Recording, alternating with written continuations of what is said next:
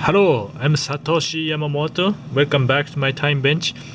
Today I'm going to demonstrate No Hackle, one of the master flies for Spring Creek or tailwater, fly patterns. And then a couple of years ago, if you look back, I already posted my variation of No Hackle, and then just about the same time I was also developing. I started to play some, with wing variation, and then mostly because of at that time I was into Atlantic salmon flies. Well, since then that's why I believe I will talk more about that as I go on. And then so I already made more than half of the fly. Okay, for the tail I'm going to use this just a dry fly hackling, and I tie 4 or 5, and then like I just did, I push up and separate like that. And if you want to, you can cut it, and then if you want to be more meticulous, you can tie on the each side. Let's say if this is a hook shank, you can tie in the fibers on the side of the hook shank. So that's an idea. You can do that if you want, but this to me, this guide flies. One difference from a conventional no hackle is I use this Taki Biot. Yes, this is a PMD, and I use both sides. That's what I pretty much use up. And then I just made a thorax with superfine dub. So now let's go to mallard wings. So here's a mallard wing here. I know it's if I hold back it's blur, but I think it's big enough. See, I'm holding a right wing on the right hand, left wing in my left hand here. So this is the what's called I believe the primary wing. I mean, I should try to go cheap. I use some these what's called a secondary. These don't work, so don't even try it. So anyways, okay, let's get started. First variation, I kind of saw it already. First variation is I just use my needle here.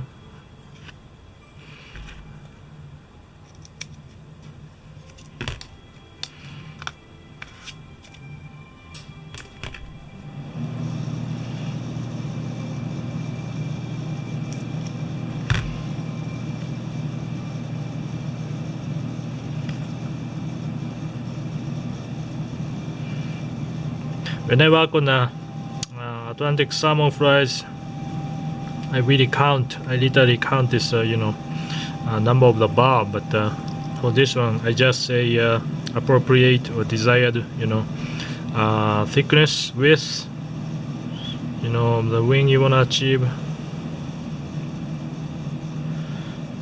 Variation 1 here, excuse me, ideally as pretty much the same. Okay, variation 1, this is what I demonstrated in my previous video. Okay, let's say wing is about here, so I'm gonna hold back to back. I'm gonna hold on the top of the shank, hold with a soft loop. 1, 2, 3, and make sure it stays there, and tighten. That's actually pretty much how I tie in wings of that married wings of Atlantic salmon flies. You can add 4 or 5 maybe. Oh, by the way, thread I'm using is a Viva thread 16-0. I demonstrate this what I'm gonna do in this video at Fly Tying Expo in Niagara Falls, and then I had a good review from them, from the audience there. So this is my no hackle wing. Maybe a bit too long, and then like a size 20, like a Betis blue wing most likely I finish this with a thread, but for the size 16 PMD or larger one, such as a green drake size 12, I finish the head with a little dabbing. Then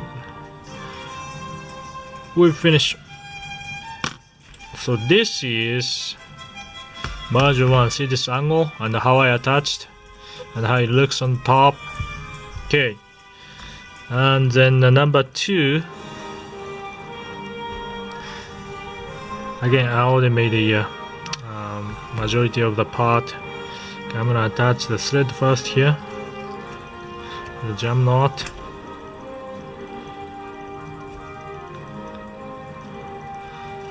Okay, then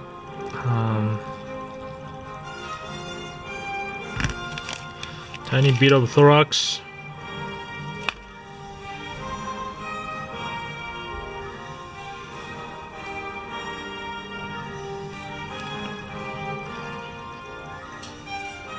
Right against this abdomen. Okay, now I'm going to I need the next wing here.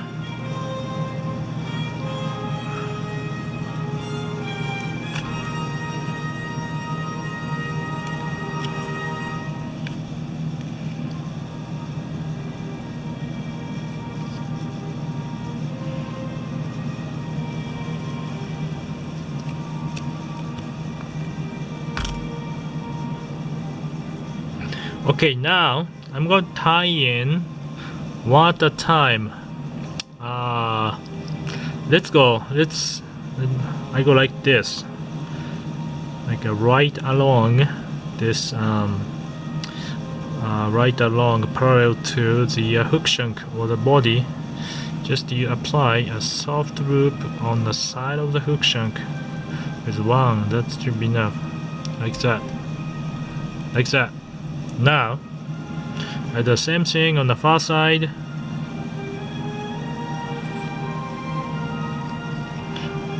This time I'm kind of pulling toward me and make one more up. How's that? See? And then couple more wraps.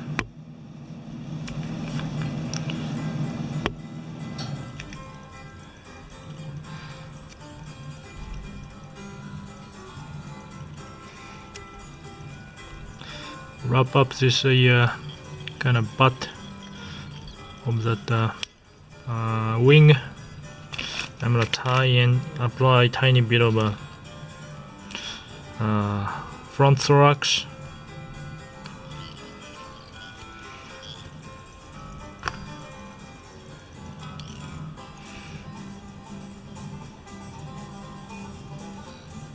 Oh, okay. See this angle, how low it is compared to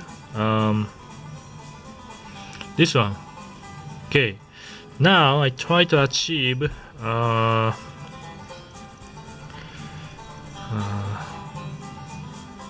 something in the middle. This is version 3.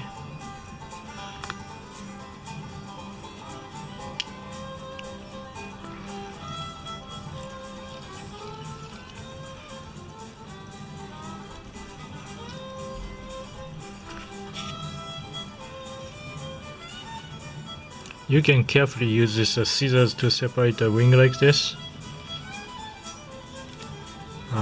Wing barbs, I mean, from a mallard.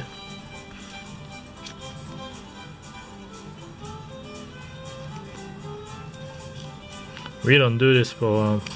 I don't do this for the expensive feathers of for Atlantic salmon fries, but okay. Now I try to achieve. Oh, I'm sorry. I'm gonna apply thorax here.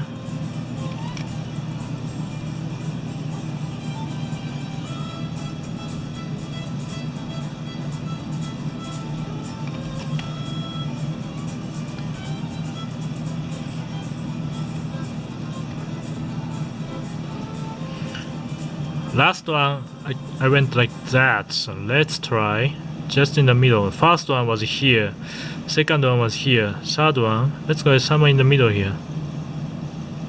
still I'm tying in side of the hook shank.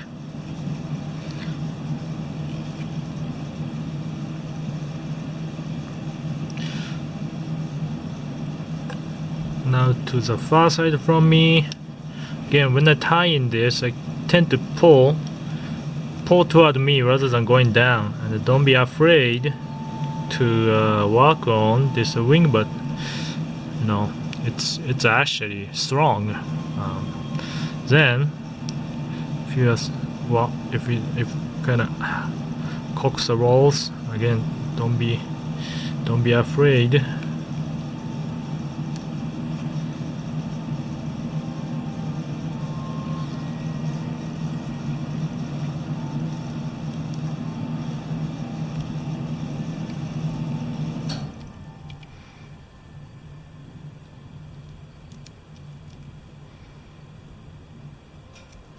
Don't be afraid to you know, adjust and even preen.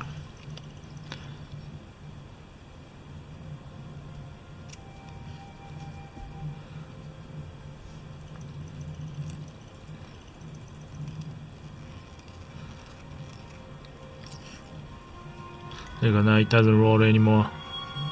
So I'm gonna apply a tiny bit of a front thrust on the head.